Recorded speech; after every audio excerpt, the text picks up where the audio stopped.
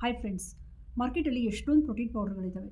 ಯಾವುದನ್ನು ತೊಗೋಬೇಕು, ಯಾವುದನ್ನು ತೊಗೋಬಾರ್ದು, ಅದರಲ್ಲಿ ಏನೇನು ಇಂಗ್ರೀಡಿಯೆಂಟ್ ಹಾಕಿರ್ತಾರೆ, ಮತ್ತು ನಮ್ಮ ಬಾಡಿಗೆ ಯಾವ ಸೂಟ್ ಆಗ್ತವೆ, ಯಾವ ಸೂಟ್ ಆಗಲ್ಲ, ಅಥವಾ ಯಾವುದನ್ನು ಪರ್ಚೇಸ್ ಮಾಡಬೇಕು, ಯಾವುದನ್ನು ಪರ್ಚೇಸ್ ಮಾಡಬಾರ್ದು ಅನ್ನೋ ಕನ್ಫ್ಯೂಷನಲ್ಲಿ ನೀವೇನಾದರೂ ಇದ್ದರೆ ಈ ವಿಡಿಯೋನ ದಯವಿಟ್ಟು ನೀವು ನೋಡಲೇಬೇಕು.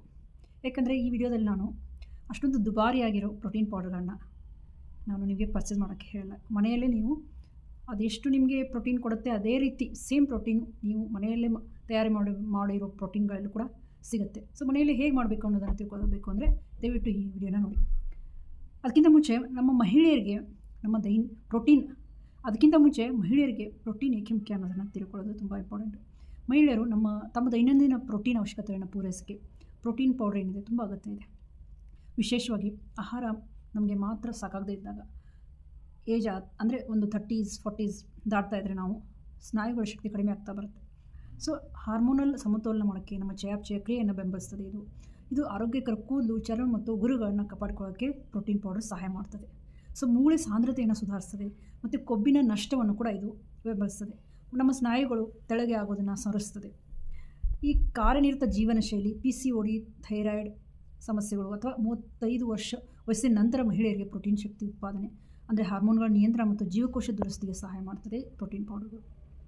ಸೊ ಮಹಿಳೆಯರಿಗೆ ತುಂಬ ಅಗತ್ಯವಾಗಿದೆ ಪ್ರೋಟೀನ್ ಪೌಡರ್. ಯಾಕಂದರೆ ಎಲ್ಲ ನಮ್ಮ ಆಹಾರದಲ್ಲಿ ಕೆಲವೊಂದು ಸಿಗೋದಿಲ್ಲ. ಅದಕ್ಕೆ ನಾವು ಹೊರಗಡೆ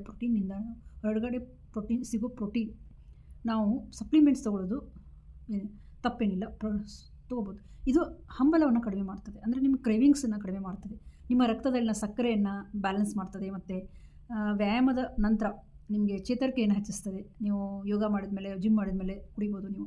ಒಟ್ಟಾರೆಯಾಗಿ ಹೇಳಬೇಕು ಅಂದರೆ ಈ ಪ್ರೋಟೀನ್ ಪೌಡರ್ ಪೋಷಕಾಂಶವನ್ನು ಹೆಚ್ಚಿಸೋಕ್ಕೆ ಮತ್ತು ದೀರ್ಘಕಾಲೀನ ಆರೋಗ್ಯ ಮತ್ತು ಚೈತನ್ಯ, ನಿಮ್ಮ ಹಾರ್ಮೋನ್ಗಳನ್ನ ಬ್ಯಾಲೆನ್ಸ್ ಮಾಡೋಕ್ಕೆ ಸಹಾಯ ಮಾಡ್ತದೆ. ಇದನ್ನು ನಿಮಗಾಗಿ ಸುಲಭ ಮತ್ತು ಒಂದು ಪ್ರಾಯೋಗಿಕವಾಗಿ ನಾನು ನಿಮಗೆ ಹೇಳ್ಕೊಡ್ತಾ ಇದ್ದೀನಿ. ಇದನ್ನು ನಾನೇ ಮನೆಯಲ್ಲೇ ಮಾಡಿ ಅದನ್ನು ಸೇವಿಸ್ತಾ ಇದ್ದೀನಿ. 6ರಿಂದ 7 ತಿಂಗಳಾಯಿತು ಸೇವಿಸ್ತಾ ಇದ್ದೀನಿ. ಸೊ ಮಹಿಳೆಯರ ಆರೋಗ್ಯಕ್ಕಾಗಿ ವಿಶೇಷವಾಗಿ ಇದನ್ನು ವಿನ್ಯಾಸಗೊಳಿಸಲಾಗಿದೆ. ಸೊ ಈ ಹೈ ಪ್ರೋಟೀನ್ ಪೌಡರ್ ಇದರಲ್ಲಿ ಏನಿದೆ ಅಂದರೆ ನಿಮ್ಮ ಹಾರ್ಮೋನ್ಗಳ ಸಮತೋಲನ ಆಗ್ತವೆ, ನಿಮ್ಮ ವೇಟ್ ಬ್ಯಾಲೆನ್ಸ್ ಆಗುತ್ತೆ, ಸ್ನಾಯುಗಳ ಬಲ ಹೆಚ್ಚಾಗುತ್ತೆ, ಕೂದಲು ಚರ್ಮದ ಆರೋಗ್ಯ ಸುಧಾರಿಸುತ್ತೆ, ಮೂಳೆ ಸಾಂದ್ರತೆ ಕೂಡ ಇದಕ್ಕೂ ಕೂಡ ಹೆಲ್ಪ್ ಆಗುತ್ತೆ, ಶಕ್ತಿ ಮತ್ತು ಚಯಾಪಚಯ ಕ್ರಿಯೆಯನ್ನು ಸುಧಾರಿಸ್ತದೆ.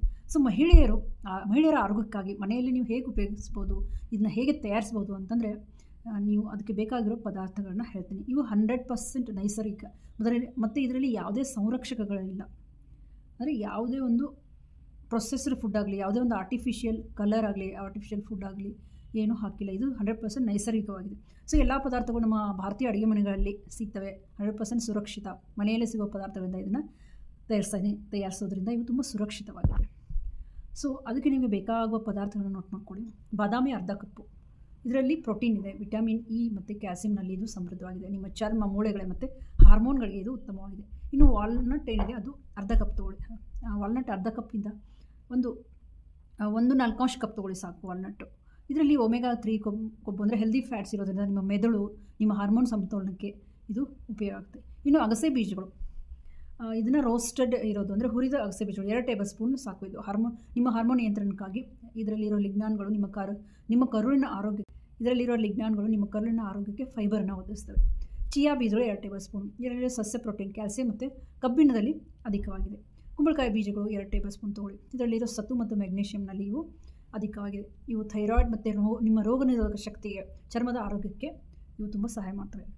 ಇನ್ನು ಸೂರ್ಯಕಾಂತಿ ಬೀಜಗಳು 2 ಟೇಬಲ್ ಸ್ಪೂನ್ ತೊಗೊಳ್ಳಿ. ನಿಮ್ಮ ಚರ್ಮ, ಕೂದಲು ಮತ್ತು ಹೃದಯದ ಆರೋಗ್ಯಕ್ಕೆ ಇವು ವಿಟಮಿನ್ ಇಯನ್ನು ಒಳಗೊಂಡಿವೆ. ಇನ್ನು ಕಡಲೆಕಾಯಿ, ಶೇಂಗಾ ಅಂತ ಹೇಳಿದ್ರೆ ಗ್ರೌಂಡ್ನಟ್ ಅರ್ಧ ಕಪ್ಪು. ಇದು ಒಂದು ಈಸಿಯಾಗಿ ಕೈಗೆಟುಕುವ ಪ್ರೋಟೀನ್ ಅಂತಲೇ ಹೇಳ್ಬೋದು, ಎಲ್ಲರ ಮನೆಯಲ್ಲಿ ಸಿಗೋದು ಇದು. ಇನ್ನು ರೋಲ್ಡ್ ಓಟ್ಸ್ ಅರ್ಧ ಕಪ್ ತೊಗೊಳ್ಳಿ. ನಿಧಾನವಾಗಿ ಇದು ಜೀರ್ಣ ಆಗುತ್ತೆ. ಕಾರ್ಬೋಹೈಡ್ರೇಟ್ ಪ್ಲಸ್ ಇದು ನಿಮ್ಮ ಸ್ಥಿರ ಶಕ್ತಿಗಾಗಿ ಒಂದು ನಾರನ್ನು ಒದಗಿಸ್ತದೆ ನಿಮಗೆ. ಇನ್ನು ಒಣ ಖರ್ಜೂರ, ಡ್ರೈ ಡೇಟ್ಸ್ ಅಂತಲೇ ಹೇಳ್ತೀವಿ, ಅದು 4ರಿಂದ 5. ಇದು ನಿಮ್ಮ ನೈಸರ್ಗಿಕ ಸಿಹಿಗೋಸ್ಕರ ಅಂದರೆ ನ್ಯಾಚುರಲ್ ಸ್ವೀಟ್ನೆಸ್ಗೋಸ್ಕರ ಇದನ್ನು ತೊಗೊಳ್ಳಿ. ಇದರಲ್ಲಿ ಕಬ್ಬಿಣ ವರ್ಧಕವಾಗಿದೆ. ಮತ್ತು ಇನ್ನೊಂದು ಐಟಮು ಒಣಗಿದ ತೆಂಗಿನಕಾಯಿ ಅಂದರೆ ಒಣ ಕೊಬ್ಬರಿ ತುರಿದಿರೋದು 2 ಟೇಬಲ್ ಸ್ಪೂನು. ಇದು ಕೂಡ ನಿಮ್ಮ ಹಾರ್ಮೋನ್ಗಳಿಗೆ ಇದು ಕೂಡ ನಿಮ್ಮ ಹಾರ್ಮೋನ್ಗಳಿಗೆ ಆರೋಗ್ಯಕರ ಕೊಬ್ಬುಗಳನ್ನು ಒದಗಿಸ್ತದೆ. ಇನ್ನು ಮೊರಿಂಗಾ ಪುಡಿ ಅಂದರೆ ನುಗ್ಗೆ ಸೊಪ್ಪಿನ ಪೌಡ್ರ್ 1 ಟೇಬಲ್ ಸ್ಪೂನ್. ಇದು ಸಸ್ಯ ಪ್ರೋಟೀನ್ ಪ್ಲಸ್ ಕಬ್ಬಿಣ ಪ್ಲಸ್ ಕ್ಯಾಲ್ಶಿಯಮನ್ನು ಇದು ಒಳಗೊಂಡಿದೆ. ಇನ್ನು ಒಳ್ಳೆ ಸುವಾಸನೆಗೋಸ್ಕರ ಏಲಕ್ಕಿ ಪುಡಿ ಅರ್ಧ ಟೀ ಸ್ಪೂನ್. ಇದು ಸುವಾಸನೆ ಪ್ಲಸ್ ನಿಮ್ಮ ಜೀರ್ಣಕ್ರಿಯೆ ಕೂಡ ಸಹಾಯ ಮಾಡ್ತದೆ. ಸೊ ಹೇಗೆ ತಯಾರಿಸಬೇಕು ಅಂತಂದರೆ ಹುರಿದ ಓಟ್ಸು, ಬಾದಾಮಿ, ಕಡಲೆಕಾಯಿ, ವಾಲ್ನಟ್ಟು, ಅಗಸೆ ಬೀಜ ಮತ್ತು ಈ ಉಳಿದಿರೋ ಎಲ್ಲ ಬೀಜಗಳನ್ನ ನೀವು ಕಡಿಮೆ ಉರಿಯಲ್ಲಿ, ಮಂದ ಉರಿಯಲ್ಲಿ ಸುವಾಸನೆ ಬರೋ ಥರ ಹುರ್ಕೊಳ್ಳಿ. 3 ರಿಂದ 4 ನಿಮಿಷ ಅದನ್ನು ರೋಸ್ಟ್ ಮಾಡ್ತಾಯಿರಿ. ಅಂದರೆ ಅದರಲ್ಲಿರೋ ತೇವಾಂಶ ಏನಾದರೂ ಇದ್ದರೆ ಅದು ಹೋಗುತ್ತೆ, ಅದನ್ನು ತೆಗೆದಾಕಿ. ಮತ್ತು ರುಚಿ ಕೂಡ ಹೆಚ್ಚಾಗುತ್ತೆ ಇದರಲ್ಲಿ. ಸೊ 2ನೇ ಸ್ಟೆಪ್ ಏನೆಂದರೆ ಇದನ್ನು ಸಂಪೂರ್ಣವಾಗಿ ತಣ್ಣಗಾಗಕ್ಕೆ ಬಿಡಿ. ಇದನ್ನು ಎಲ್ಲವನ್ನು ಒಂದು ಹೈ ಸ್ಪೀಡ್ ಬ್ಲೆಂಡರಲ್ಲಿ ಗ್ರೈಂಡ್ ಮಾಡಿಬಿಡಿ. ನುಣ್ಣಗೆ ಪುಡಿ ಮಾಡಿ ಒಂದು ಮಿಕ್ಸರ್ ಗ್ರೈಂಡರಲ್ಲಿ. ಸ್ವಲ್ಪ ಒರಟಾಗಿ ಮಾಡ್ಕೋಬೋದು, ಬಟ್ ಬೆಟರ್ ನೀವು ನುಣ್ಣಗೆ ಇದನ್ನು ಪುಡಿ ಮಾಡಿದರೆ ಇದು ಡೈಜೆಷನ್ಗೆ ಹೆಲ್ಪ್ ಆಗುತ್ತೆ. ಇದನ್ನ ಏನು ಮಾಡಿ ಒಂದು ಗಾಳಿ ಆಡದ ಡಬ್ಬಿ ಗಾಜಿನ ಜಾರ್ನಲ್ಲಿ ಹಾಕಿ ಸಂಗ್ರಹಿಸಿರಿ. ನಂತರ ಇದನ್ನು ಒಂದು ಗಾಳಿ ಆಡದ ಗಾಜಿನಲ್ಲಿ ಹಾಕಿ ಅದನ್ನು ಸ್ಟೋರ್ ಮಾಡಿ. ಇದು 1 ರಿಂದ 2 ತಿಂಗಳ ಕಾಲ ಏನೂ ಆಗಲ್ಲ, ಚೆನ್ನಾಗಿ ಇದನ್ನು ನೀವು ಯೂಸ್ ಮಾಡ್ಬೋದು. ಸೊ ಹೇಗೆ ಬಳಸೋದು ಅಂತಂದರೆ 2 ಟೇಬಲ್ ಸ್ಪೂನ್ ಪುಡಿಯನ್ನು ಏನು ಮಾಡಿ ಅಂದರೆ 1 ಕಪ್ಪು ಬೆಚ್ಚಗಿನ ಹಾಲು, ಸಸ್ಯ ಹಾಲು ಅಂದರೆ ಪ್ಲ್ಯಾಂಟ್ ಬೇಸ್ಡ್ ಮಿಲ್ಕ್ ಇದ್ದರೆ ಒಳ್ಳೆಯದು. ಅಂದರೆ ಕೊಕೊನೆಟ್ ಮಿಲ್ಕ್ ಆಗಲಿ, ಬಾದಾಮ್ ಮಿಲ್ಕ್ ಆಗಲಿ, ಸೋಯಾ ಮಿಲ್ಕ್ ಆಗಲಿ.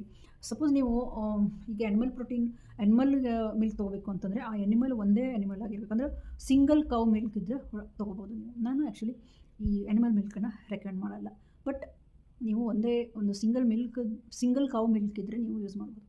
ಅಥವಾ ಒಂದು ಬಾಳೆಹಣ್ಣು, ಹಾಲು ಮತ್ತು ಒಂದು ಚಿಟಿಕೆ ದಾಲ್ಚಿನಿಯೊಂದಿಗೆ ಈ ಪೌಡ್ರನ್ನ ಸೇರಿಸಿ ನೀವು ಸ್ಮೂತಿ ಮಾಡ್ತೀರಲ್ಲ, ಆವಾಗ ಸ್ಮೂತಿನಲ್ಲಿ ಈ ಪ್ರೋಟೀನ್ ಪೌಡರ್ನ ಸೇರಿಸಿ ಕೂಡ ನೀವು ತೊಗೋಬೋದು.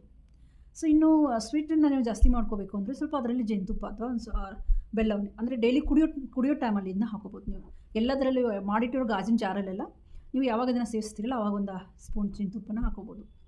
ನೀವು ಇದನ್ನು ಗಂಜಿ ಮತ್ತು ಫ್ರೂಟ್ ಬೌಲ್ ತಿಂತಾ ಇರ್ತೀರ, ಆವಾಗ ಅದನ್ನು ಹಾಕಿ ಅದರಲ್ಲೂ ಕೂಡ ಹಾಕಿ ತಿನ್ಬೋದು, ಅಥವಾ ಮೊಸರಿನ ಮೇಲೆ ಸಿಂಪಡಿಸ್ಕೋಬೋದು ಕೂಡ.